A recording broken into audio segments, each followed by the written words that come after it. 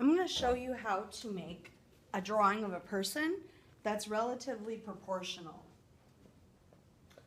It's nice to have the reference point of a head. So I'm using an oval.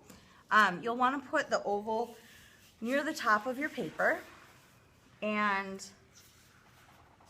the human adult is an average of 7.5 head lengths tall. So if I'm using this red oval as a head length, I'm going to start there in the middle near the top, and hopefully I didn't make this so big that I'll run off the bottom of my page. First thing you do is trace your head.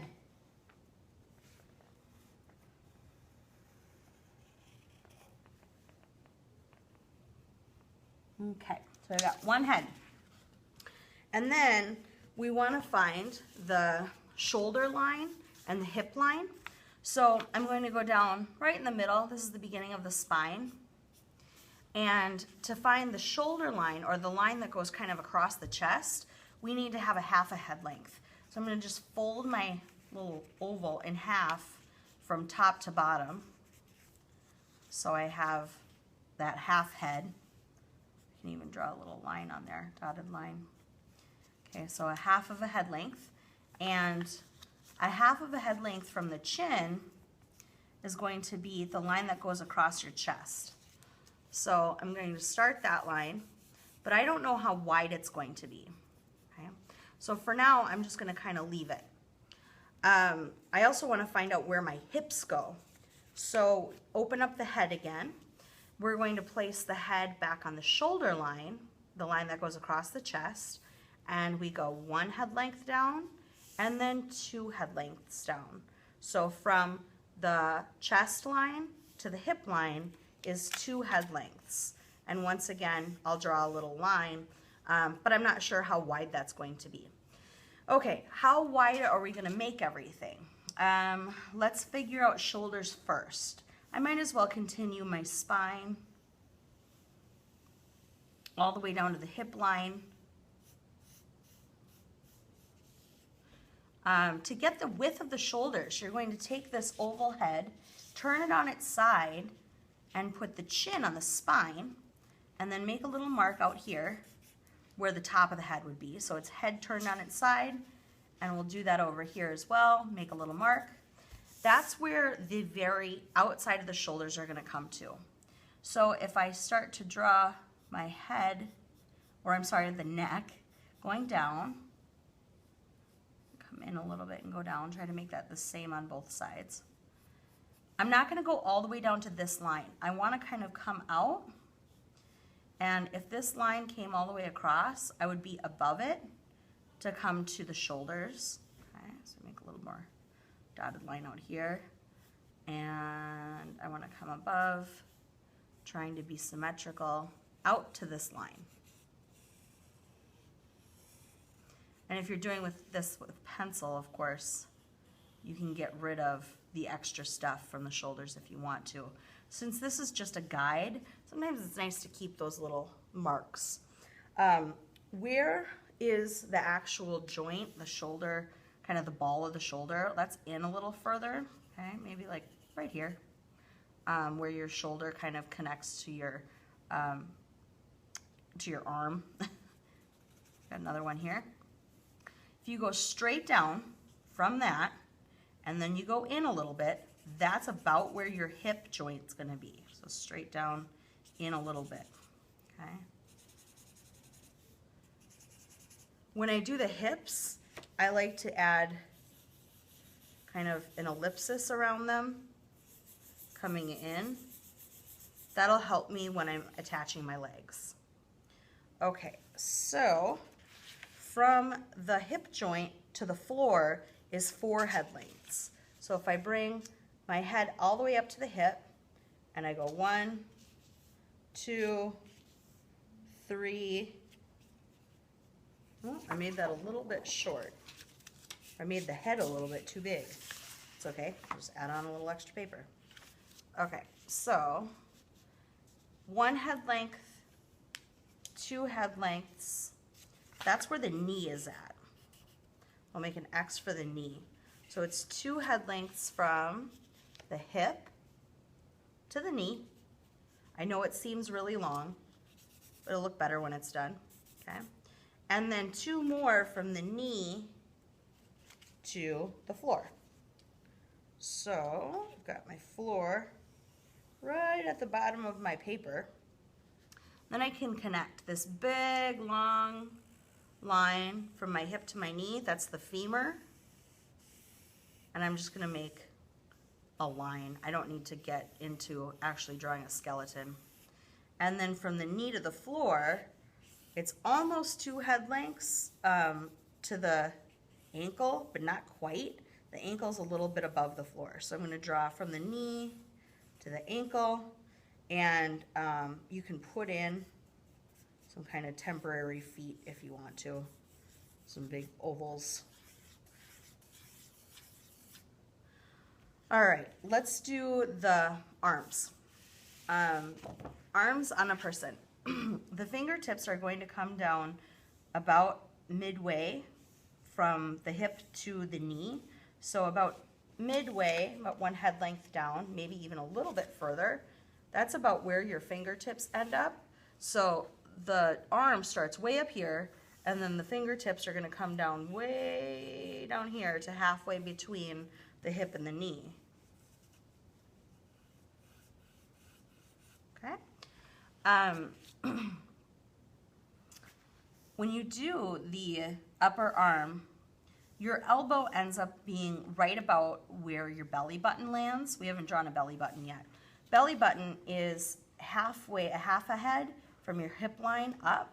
So if I take that half a head and I line it up with my hip line, now I've got a place to put my belly button. Boop. And then the arm, upper arm, comes down to about belly button. Okay.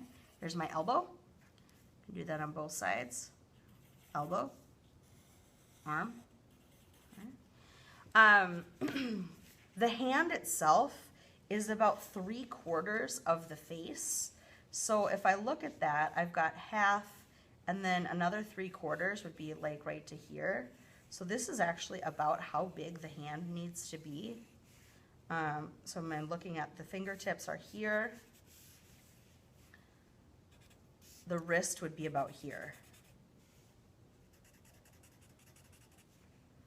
I'm going to just come over and do the same thing on the other side. Now people go, that looks way too big to be a hand. But the thing about the hand is a lot of people don't think about the hand being the back of the hand and the fingers. So this oval shape, we divide that in half, and then we have the back of the hand, and then we have the fingers. So I'm going to go right down the center, and then I just draw a line on the right and a line on the left. We've got 4 fingers, and of course we can develop those later. Let's stick a thumb in there.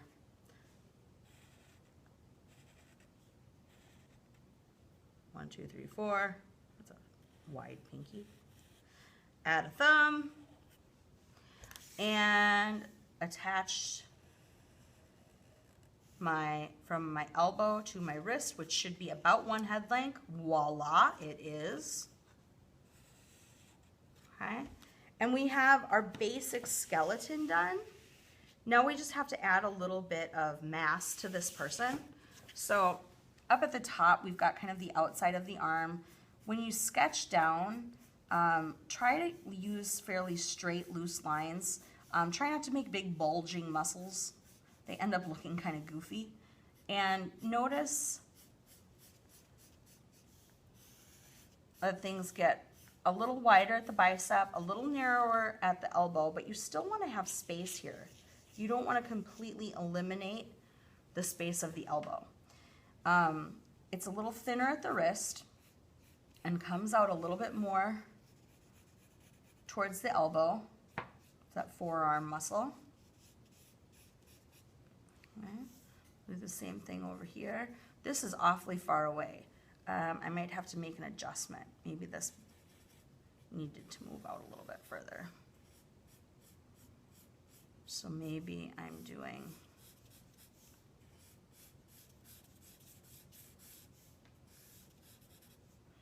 my elbow right here, come out a little bit, and then come back in, and just a little bit on this side.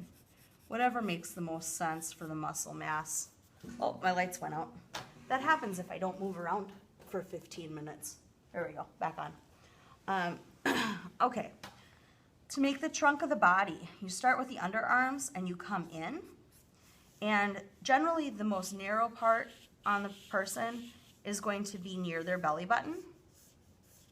Not always true, but generally. And then we're gonna come back out a little bit to make room for the hips. And then our legs, the thigh muscle is all this right here, because we've got all the way down to the knee. So we kind of use the ellipsis to help us gauge that thigh muscle. And I'm gonna straighten this up a little bit more. I don't want this to be too curvy. Okay, I want to keep my kneecap in there. I don't want this to get too small.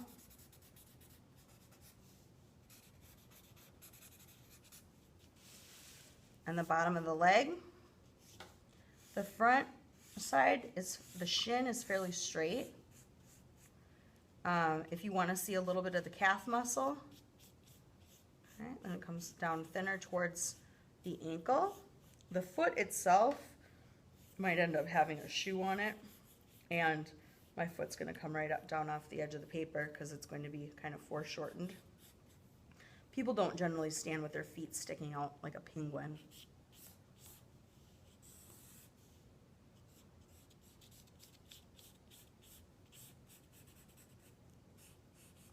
Bring that down a little bit.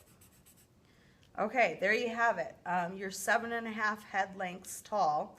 We should have 4 from hip. 1, 2, 3, 4 to the floor. And then we should have 3 from the top of the head to the belly button. 1, 2, 3. That's about right. And then the extra half head lands right here, kind of from belly button to hip line. That's where the extra half of a head is. That's where you get the 7.5. It's 3 down from the top, 4 up from the bottom, and a half a head right in the torso area in between belly button and hips.